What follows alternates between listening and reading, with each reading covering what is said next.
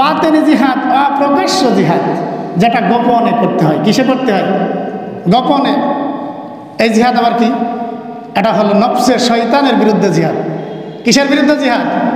নফসে শয়তানের বিরুদ্ধে জিহাদ করা, এটা হলো বাতেনি জিহাদ। রাসূল বলছেন এটা হলো সবচেয়ে বড় জিহাদ।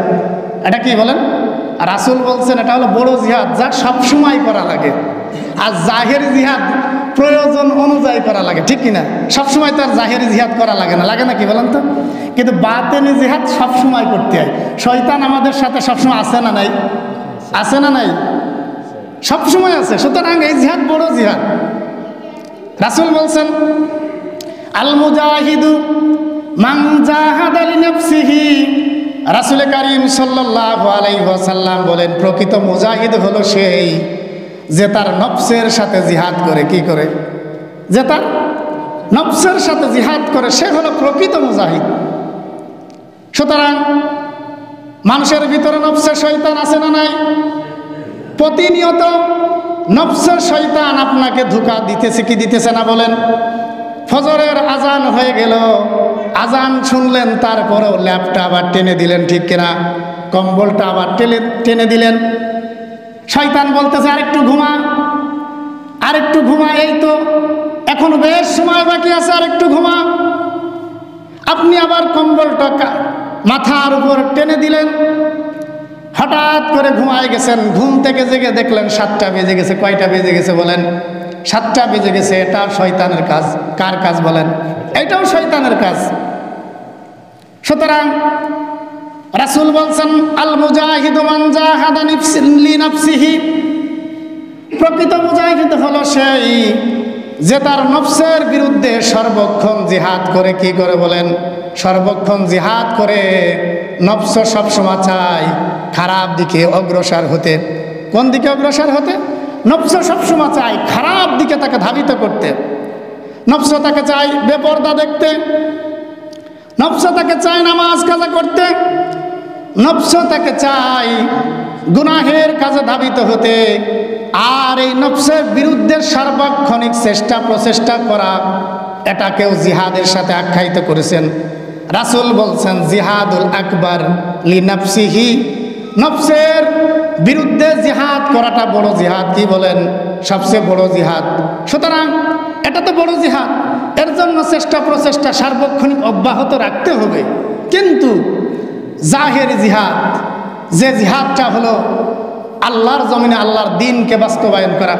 কি করা বলেন? আল্লাহর জমিনে আল্লাহর দ্বীনকে বাস্তবায়ন করা। এর জন্য চেষ্টা প্রচেষ্টা করার দরকার আছে না নাই? আছে না নাই? এক শ্রেণী উলামা একরামও এটাকে সাপোর্ট করে না। কি করে না বলেন? কয় যে জিহাদ করা যাবে না, এখন জিহাদ ফরজ না। এখন কি না? জিহাদ ফরজ না, এখন জিহাদ করা যাবে না। এক শ্রেণী উলামা একরামও এই ব্যাপারে ফতোয়া দেয় কি দেয় না? কয় যে জিহাদ করা যাবে না। জমিন থেকে যখন জিহাদকে মানুষ অপছন্দ করা শুরু করবে, জমিনে যখন মানুষ জিহাদ করাটাকে অপছন্দ মনে করবে, কষ্টদায়ক মনে করবে, তখন আল্লাহ রাব্বুল আলামিন মুসলমানদের উপর তাগুতি শক্তিকে প্রাধান্য করে দিবেন। ঠিক কিনা বলেন? তাগুতি শক্তিকে ঘাড়ের উপর চাপাই দিবেন। কারণ রাসূল কারীম সাল্লাল্লাহু আলাইহি ওয়াসাল্লাম বলছেন ইজা তারাকতুমুল জিহাদু ফাসাল্লাতাল্লাহু আলাইকুমুজ জিল্লা। কোন জাতি কোন গোষ্ঠী যদি জিহাদকে ত্যাগ করে, কি করে? কোন জাতি কোন গোষ্ঠী যদি জিহাদকে ত্যাগ করে, জিহাদ ছেড়ে দেয়, ফাসাল্লাতাল্লাহু আলাইকুমুজ জিল্লা, আল্লাহ রাব্বুল আলামিন ওই জাতির উপর লাঞ্ছনা গঞ্জনা অপমান অপদস্থতা চাপায় দেন। কি করেন? ওই জাতির উপর লাঞ্ছনা গঞ্জনা অপদস্থ আল্লাহ রাব্বুল আলামিন ওই জাতির উপর চাপাই দেন। অন্যান্য বিধর্মীদের দ্বারা ওই জাতিদেরকে শাসন করেন। বর্তমান সময় সেরকম হচ্ছে না? বর্তমান সময় আমাদেরকে ইহুদি খ্রিস্টানরা আমাদেরকে শাসন করতেছে কি করতেছে না? করতেছে না বলেন তো? এর একটা কারণ আমরা জিহাদকে ছেড়ে দিয়েছি। আমরা জিহাদকে অপছন্দ করি, যার কারণে ইহুদি খ্রিস্টান বৌদ্ধ নাসারা আমাদের উপর প্রভাব বিস্তার করেছে। ঠিক কিনা? আজকে ভারত আমাদের উপর চোখ রাঙায়, বাংলাদেশের ভালো ভারতের সহ্য হয় না, ঠিক কিনা বলেন? সহ্য হয়? তাদের তো আমাদের বাংলাদেশের সমপরিমাণ 10টা দেশ দিয়ে একটা ভারত হবে, ঠিক কিনা বলেন? তারপরেও ভারত বাংলাদেশ ছাড়া ভারতের চলার কায়দা নাই, ঠিক কিনা বলেন? চলার কায়দা আছে? চলার কায়দা নাই।